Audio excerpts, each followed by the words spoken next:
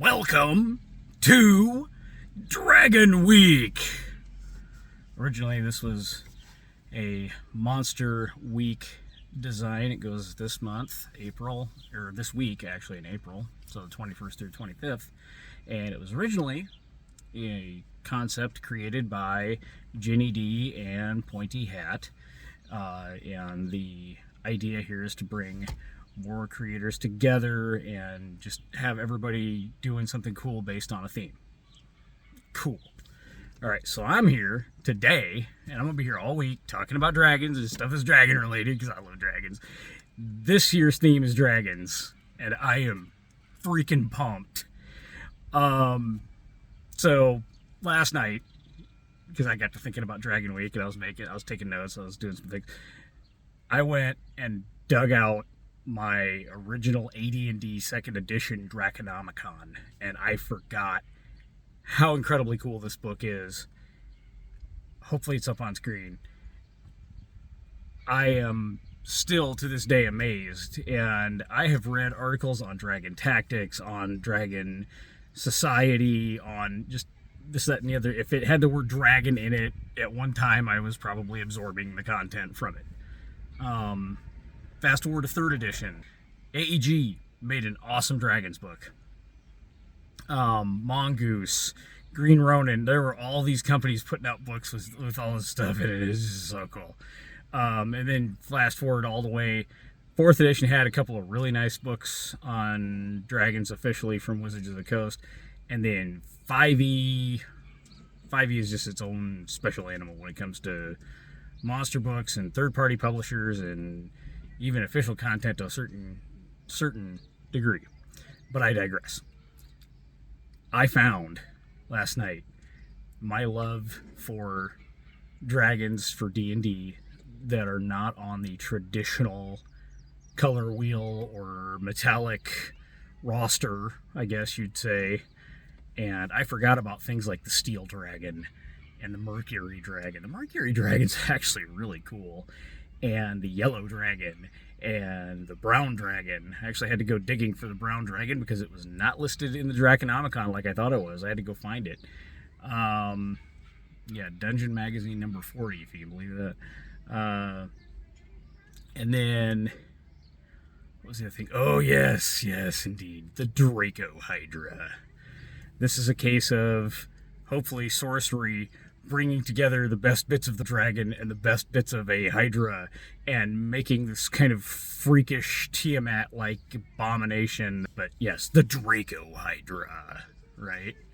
Now, I happen to think the yellow dragon's really cool, breathes sand, red hot sand on things, which is weird because the brown dragon's kind of the same thing, only I guess one lives in the sand and the other lives in like the salt flats, so it breathes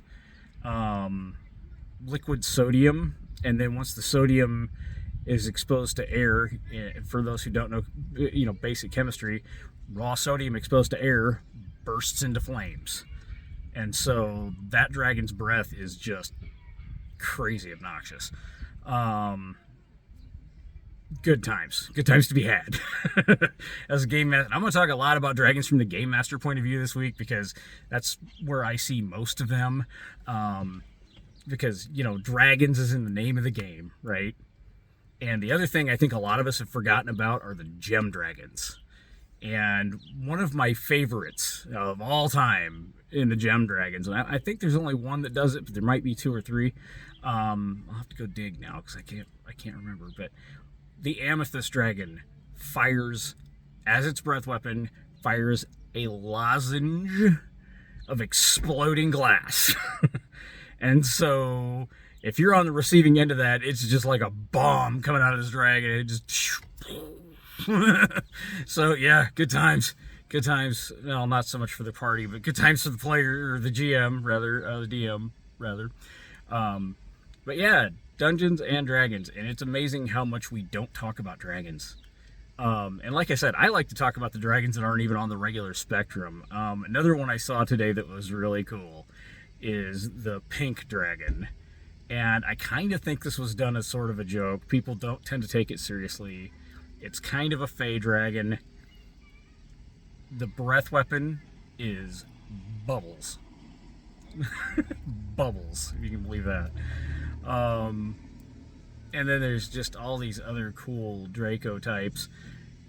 One of the first monsters I ever made, and I'm going to cover this in another video, one of the first monsters I ever made, because when I got the first monster manual, first edition AD&D monster manual, I started making monsters. Like, I didn't even hardly know much about the game, and I started making monsters just based on what I saw in the monster manual, and it's like I kind of template it in my head.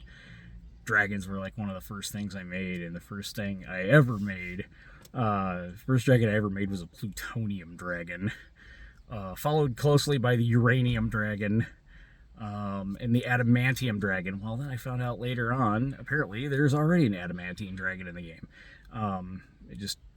Officially speaking, there was already an adamantine dragon. Good times, good times. I love dragons.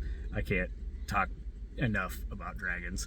So anyway, this is Dragon Week.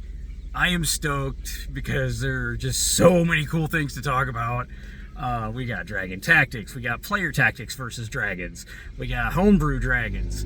We got, and this is the other one I haven't gotten to yet. See, no offense to Jenny or Pointy Hat. Love you guys, right? Seriously, like, lots of love for you. I am not constricted by D&D, and I refuse to be constricted by D&D. And as a master of multiple games, because, yeah, I'm going to talk about Dragonbane dragons, because they are not the same animal. And actually, if you look at most fantasy tabletop role-playing games, they all have their own version of the dragon. Dragons are literally everywhere. Like, I was even looking, I couldn't remember if Earth Dawn had much for dragons. It turns out they did. Dragonbane. And again, I never get tired of talking about Dragonbane. Dragonbane is my baby. I love it.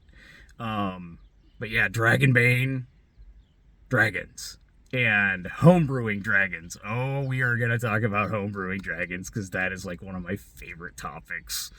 And just the amazing awesomeness that is homebrewing dragons, and dragon mentality, and dragon society, and treasure hoarding, and culture, and just creating stuff for dragons is my passion. I one of my passions. I have many, but yes, dragons. Before I forget, this is part 5 of the Think Media Challenge.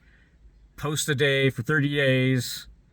And this is number 5. Number 4 was yesterday, but it was on my posts. So if you get a chance, go check that out too.